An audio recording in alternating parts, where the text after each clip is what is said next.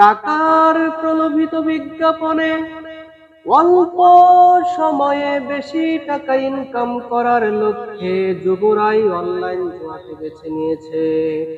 প্রথমে কিছু টাকা এলেও পরবর্তীতে সে টাকার ফেরত আসে না।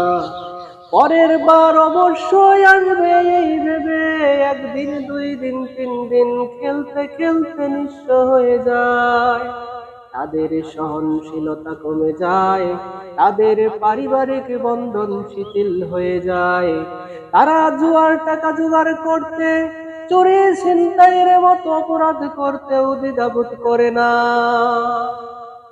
আমাদের দেশের আইন, প্রকাশ্য জুয়া আইন 1867 ধারা মতে ক্যাসিনো শব্দটি উল্লেখ না থাকার কারণে বর্তমানে এই আইন করা খুব বেশি জরুরি হয়ে গেছে।